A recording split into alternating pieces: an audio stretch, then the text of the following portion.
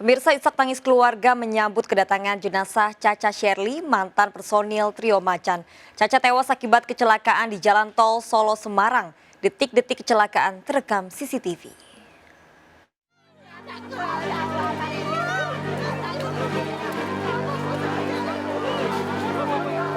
Isak tangis keluarga menyambut kedatangan jenazah Caca Sherly, mantan personil Trio Macan yang tewas akibat kecelakaan di kilometer 428 ruas Jalan Tol Solo Semarang, Jawa Tengah. Keluarga histeris tak menyangka dengan kepergian Caca yang begitu mengenaskan. Jenazah putri sulung 4 bersaudara ini disinggahkan ke rumah duka sebelum dibawa ke pemakaman. Baik banget, humble banget, orangnya iseng, jahil, lucu, udah pokoknya the best lah pokoknya. Orang yang paling booster banget lah. Sering pulang ke rumah ini atau gimana? Iya, sering pulang. Ibaratnya ya kalau ibaratnya sering sih enggak, mungkin kalau lagi kosong aja pulang kali ya. Kecelakaan berawal saat mobil yang ditumpangi Caca melaju dari arah Semarang menuju ke Bawen tiba-tiba hilang kendali. Mobil lalu terguling dan masuk jalur berlawanan ditabrak bus dari arah belakang. Saat itu melihat ada kecelakaan, 6 kendaraan di jalur Semarang ke Bawen memperlambat laju. Sementara truk kontainer yang ada di belakang tak bisa memperlambat kecepatan dan membanting setir ke kiri. Truk terguling mengenai 6 kendaraan di depannya. Caca tewas setelah mengalami luka berat di bagian kepala. Diduga kondisi hujan deras dan jalanan yang licin menjadi salah satu penyebab kecelakaan. Oh, nomor 3 ya? Iya, nomor 3 di tengah-tengah. Kemudian ya ada yang rem mendadak, kemudian kita didorong dari belakang. Itu awal kecelakaan faktor apa, Pak? Hujan lebat nggak kelihatan atau apa? Kelihatannya hujan itu kan lebat memang, jadi ngerem itu udah nggak nyanda. Depannya dia buang ke kanan ke jalur A atau jalur sebaliknya, melintas U-turn, itu ada U-turn atau putar balik, menabrak barikade water barrier. Setelah menabrak, loncat ke jalur A. Setelah sampai di jalur A langsung mobil tersebut muter arah ke arah Solo. Nah, dari belakang dihantam mobil bis dari arah Semarang menuju Solo. Belum diketahui penyebab kecelakaan yang membuat mobil Caca terguling. Namun sopir mobil Caca selamat, hanya mengalami luka ringan dan kini dalam pemeriksaan polisi.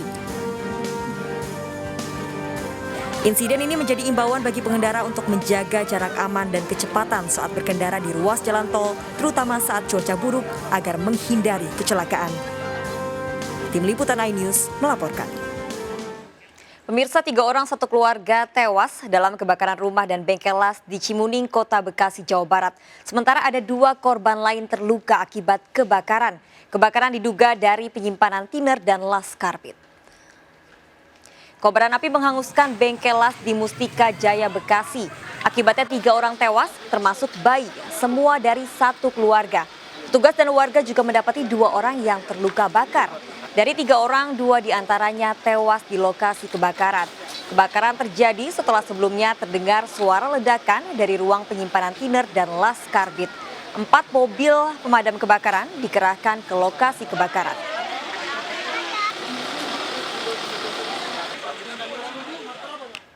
Sesosok jasad pria yang ditemukan warga di tumpukan sampah aliran Kali Ciliwung, Kramat Jati, Jakarta Timur. Korban diduga hanyut dari wilayah Jakarta Selatan.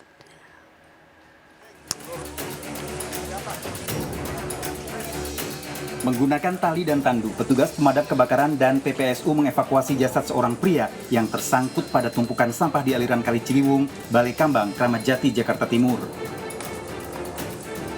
Petugas sempat mengalami kesulitan karena kondisi bantaran kali yang cukup curam.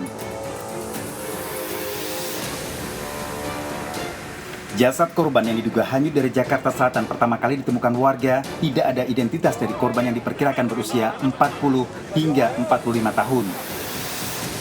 Belum diketahui penyebab pasti tewasnya korban. Untuk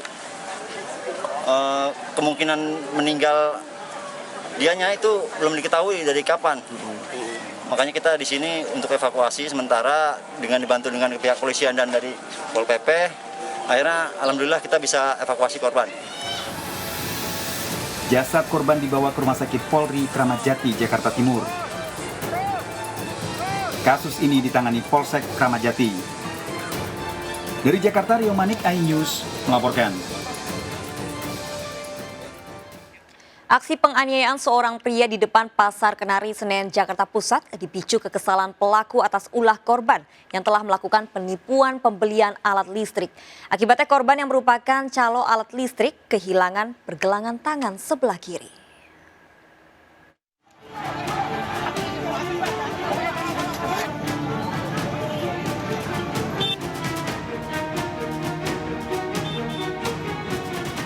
Penyelidikan kasus penganiayaan terhadap calo alat kelistrikan di Kenari, Senen, Jakarta Pusat terus dilakukan polisi.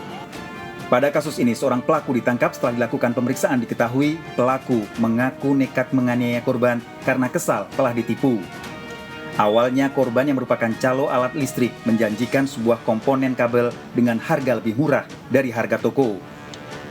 Namun setelah menyerahkan uang sebanyak Rp500.000, pelaku justru menerima barang dengan kualitas yang lebih rendah. Tak terima dengan ulah korban, pelaku pulang dan kembali ke Pasar Kenari dengan membawa senjata tajam. Di tengah keramaian, korban dianiaya pelaku hingga terluka tangan kirinya. Polisi mengamankan sejumlah barang bukti, diantaranya senjata tajam. Ternyata korban ini tidak bisa menepati janji. Jadi kalau bahasanya dia mencarikan tetapi tidak menemukan. Si korban merasa tertipu, marah, sehingga melakukan penganiayaan dengan. Tersangka terancam hukuman 5 tahun penjara.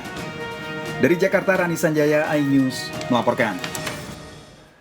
Pemirsa, seorang pria diamuk warga setelah kepergok mencuri susu di minimarket di Surabaya, Jawa Timur. Pelaku berdalih untuk anak-anaknya membutuhkan susu, sementara pelaku sudah tidak bekerja sejak pandemi COVID-19. Pelaku mencuri hingga keluar daerah.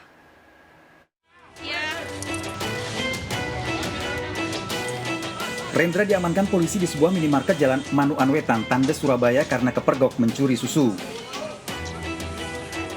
Rendra sebelumnya diamuk oleh warga. Rendra ternyata berasal dari kota Jombang, sengaja datang ke kota Surabaya untuk mencuri susu. Dalam pemeriksaan di kantor polisi, Rendra mengaku sejak pandemi COVID-19 menganggur, sementara anak-anaknya masih minum susu. Anakmu berapa? Ada berapa? 4. Yang minum susu berapa? Yang minum susu yang nomor 3 sama yang nomor 4, umur 3 tahun. Terus ini susu ini kamu ambil dari mana aja?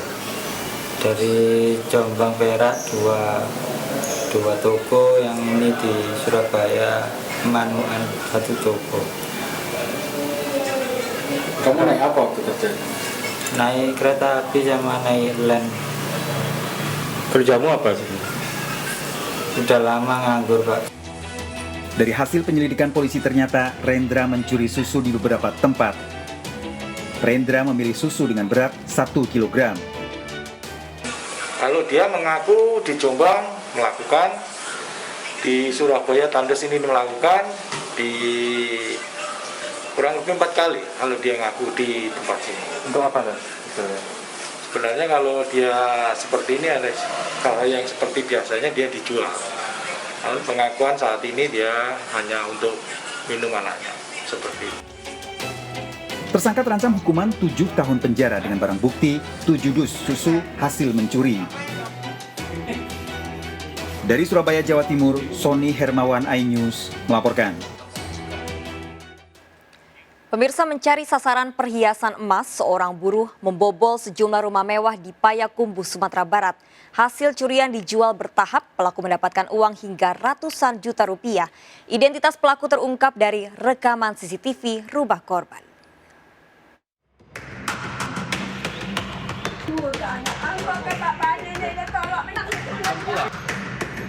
Dalam rekaman CCTV ini, seorang pria keluar dari sebuah rumah di kota Payakumbuh di mana pemiliknya kehilangan perhiasan emas dan barang elektronik. Pencuri masuk saat pemilik rumah pergi.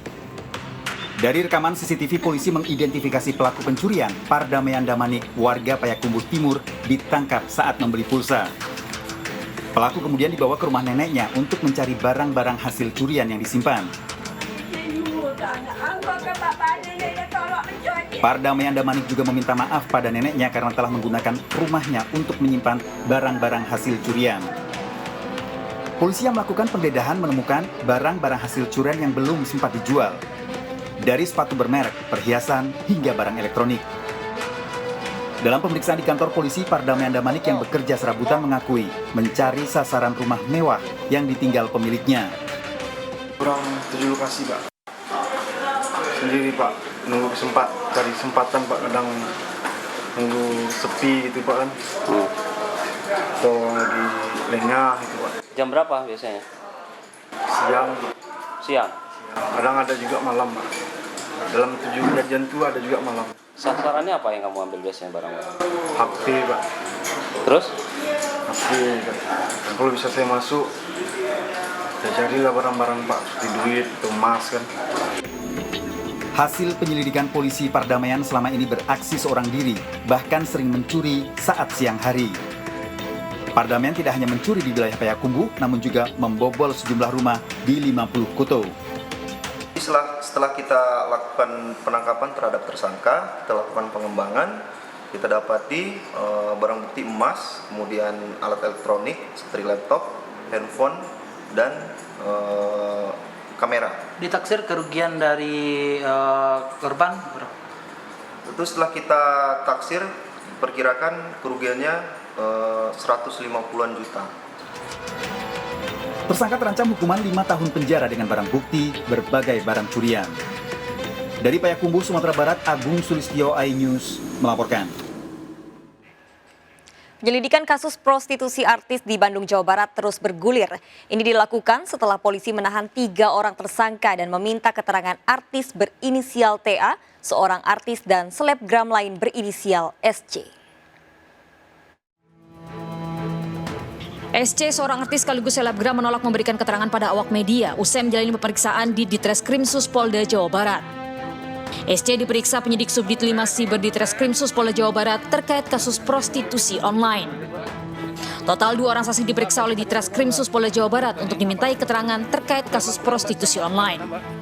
Namun saksi berinisial A yang merupakan seorang karyawati bank tidak dapat hadir dan hanya memberikan keterangan melalui aplikasi Zoom. Pemeriksaan terhadap SC dan A dilakukan karena nama keduanya ada dalam telepon seluler tersangka MR yang merupakan mucikari. SC sudah datang memenuhi panggilan kami dan sudah kita berikan pertanyaan sebanyak 28 pertanyaan dan sudah mengklarifikasi semua. Ya, selanjutnya kita mengembangkan lagi dengan hal yang berdasarkan keterangan dia. Sebelumnya Polda Jawa Barat menjadwalkan pemeriksaan terhadap 7 saksi yakni SAS, SC, DL, MC, AC, dan V. Ketujuh saksi tersebut berprofesi sebagai artis, model, selebgram, pegawai bank, dan pramugari. Pemeriksaan 7 orang saksi merupakan pengembangan dari kasus penangkapan model dan selebgram berinisial TA pada 17 Desember lalu dalam sebuah kamar hotel di Bandung. Subdit Siber Ditreskrimsus telah memperbolehkan TA untuk pulang dengan kewajiban lapor. Dari Bandung, Jawa Barat, Mujib Prayitno melaporkan. Pria tanpa identitas ditemukan tewas dengan kondisi hangus terbakar di sebuah lahan kosong. Di samping jasad ditemukan bekas bensin. Apa penyebabnya? Informasinya akan hadir untuk Anda sesaat lagi. Sergap segera kembali.